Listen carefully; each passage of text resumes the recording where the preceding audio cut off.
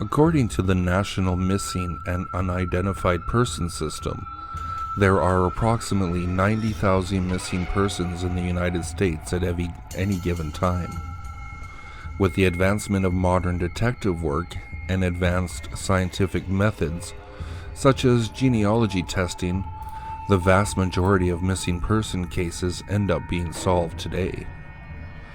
Even so, sometimes investigators just aren't able to provide enough conclusive evidence to put the pieces together on some of these cases, and they go unsolved. There have been some devastating, very suspicious missing persons cases in recent times that definitely fall into this category. Throughout history, though, all around the world, certain missing person cases have left investigators and families struggling to find answers. When there is little evidence to no evidence and no eyewitnesses, missing persons cases tragically end up being closed and unsolved. Come with us as we walk through some of the most puzzling and tragic missing persons cases throughout history all around the globe.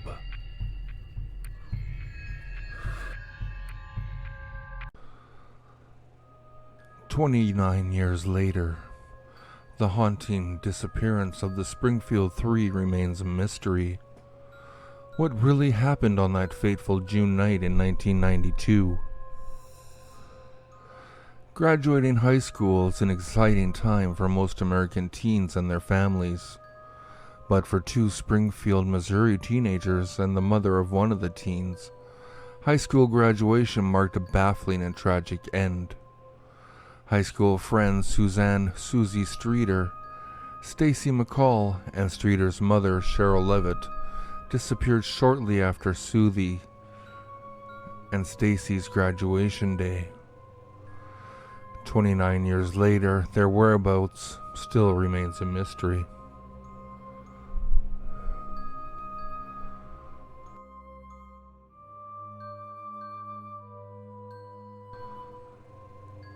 The year was 1992, and Susie Streeter, 19, and her lifelong friend, Stacy McCall, 18, had just graduated from Kickapoo High School on June the 6th. They were celebrating with their classmates, bouncing from graduation party to graduation party, and were last seen around 2:15 a.m. on June the 7th, as they left for their final party of the night. At this point, the two women made their way to the Streeter-Levitt home to spend the night. Cheryl Levitt was 47 years old at the time of her disappearance. She worked as a cosmetologist. By all accounts, the night of June 6th and 7th was relatively quiet for her. She had been on the phone with a friend discussing painting an armoire at around 11:15 p.m.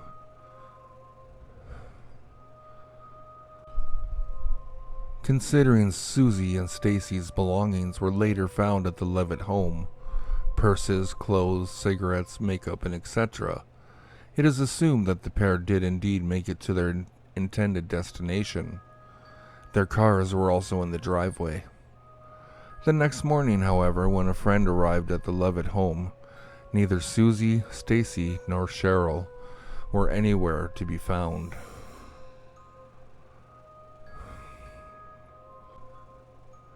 A group of the graduates planned on going to a Branson, Missouri water park together on June the 7th.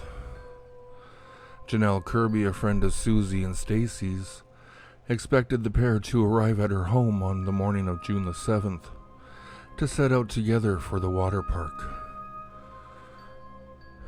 But the morning rolled by and Susie and Stacy still hadn't shown up.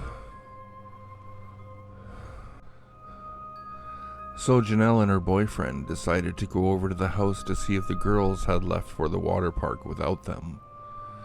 As they approached the front steps, they noticed a porch light globe was broken, though the bulb was still on. Shattered glass glinted in the sunlight. Janelle's boyfriend kindly grabbed a broom and swept it up, disposing of the glass. He thought he was being helpful. In actuality, he unknowingly contaminated a crime scene. The front door was unlocked. Upon entering, Janelle and her boyfriend noticed everything was intact, with no signs of struggle. Beds had seemingly been slept in, packs of cigarettes were still present, and the cars were all parked in the driveway. Even Susie's Yorkie Cinnamon was at home, though the dog appeared agitated. Susie, Stacy, and Cheryl were nowhere to be found. Just before Janelle and her boyfriend were about to leave, the home phone rang. Janelle answered. The caller did not identify himself but began making lewd sexual comments, so Janelle hung up, assuming it was just a prank call. She and her boyfriend then left the home. The day wore on with no signs of the missing women. Word soon spread to Janice McCall, Stacy's mom. After phoning the Levitt home and receiving no answer, Janice decided to call on her daughter in person, since she hadn't heard from her since the night before. She arrived as the sun began to set on June the 7th. She found that the door to the house was unlocked, and she entered. Upon stepping inside, she found the same eerily still scene first witnessed by Janelle and her boyfriend earlier that day. The TV in the bedroom was turned on, tuned to static. Personal items were left behind. Janice noticed that her daughter's bathing suit, car keys, makeup kit, plus a change of clothes were arranged neatly in a pile. There was evidence in the bathroom to suggest the girls had taken off their makeup from the night before. Strangely, the purses of all three women were lined up against the step leading to Susie's room. Reports indicate that there was a voicemail left on the machine, but it was accidentally deleted, presumably while someone tried to listen.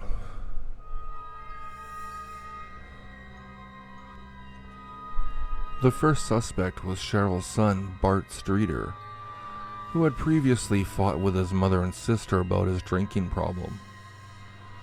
After providing authorities with an alibi, however, Bart was ruled out as a suspect. Authorities also suspected Susie's ex-boyfriend, Dustin Rekla. Dustin and his friend Michael Clay were already on the authorities' radar, having been charged with vandalizing a mausoleum at a local cemetery and removing gold teeth from a corpse. Dustin and Michael cooperated with the police, however, and were ruled out as suspects. Authorities continued to search for clues, yet turned up precious little.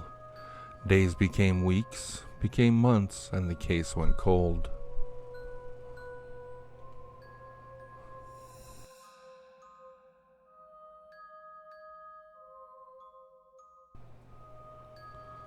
In 1996, a promising lead came to light in the form of a Texas inmate named Robert Craig Cox. Cox was a trained Army Ranger who in 1988 had been arrested and convicted in Florida for the 1978 murder of Sharon Zellers. That decision was reversed by the Florida Supreme Court in 1989 due to insufficient evidence. Yet other crimes remains on Croc's rap sheet. In 1986, he pleaded guilty to kidnapping and assault with a deadly weapon in California. He was sentenced to 9 years in prison for the crime. Florida authorities then charged Cox with the murder of Zellers. After the 1989 reversal by the Florida Supreme Court, Cox was sent back to California to finish serving out his prison term. The Orlando Sentinel reported that he was paroled in late 1990 and soon returned to his boyhood home in Springfield, Missouri. Cox worked as a utilities worker at the time of the disappearance of the Springfield 3. Cox also reportedly worked as a mechanic at a used car lot where Stacy's father was employed as a salesman. He was interviewed by police in 1992 but claimed he was with his girlfriend the morning of June the 7th. At the time, Cox's girlfriend had corroborated his alibi. By the late 1990s, Cox was behind bars yet again, serving out a 30-year sentence for armed robbery in Texas.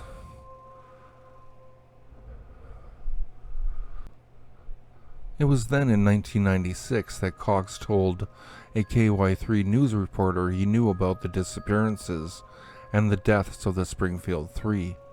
He claimed he knew about the women and that they were dead and that their bodies would never be found.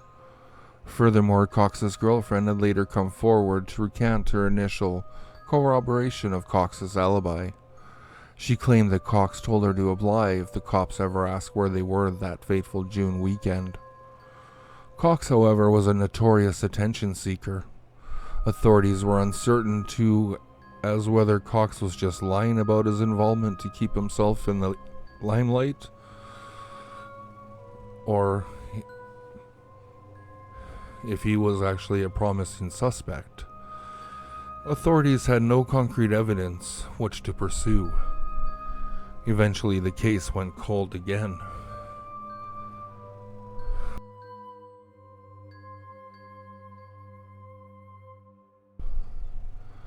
Investigating the case of the Springfield Three has led to nothing but dead end and frustration.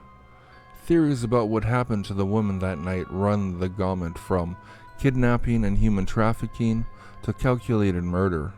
At one point, investigators received a tip that the women were buried in the foundation of the south parking garage at a local hospital. They did not believe this tip to be credible enough to justify tearing up the concrete. In early 2019, reports surfaced that Bart Streeter was arrested on suspicion of public intoxication, disorderly conduct, and attempting false imprisonment of a 15-year-old girl.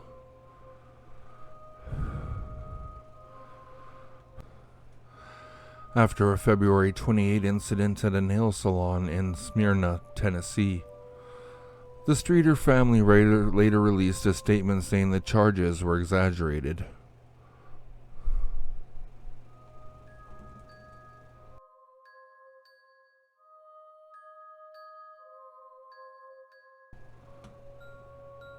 What really happened on that fateful night back in 1992? Was it an abduction planned in advance? Was it perpetrated by just one person? Did the women leave willingly as there was no obvious signs of struggle? All of these questions continue to gnaw at authorities, and heavy on surviving family members despite approximately 5,000 tips. Over the years, the case is unsolved. In 1997, the police declared the three women legally dead. Still, the case has not yet been closed, so any information that you do have is still welcome by the police.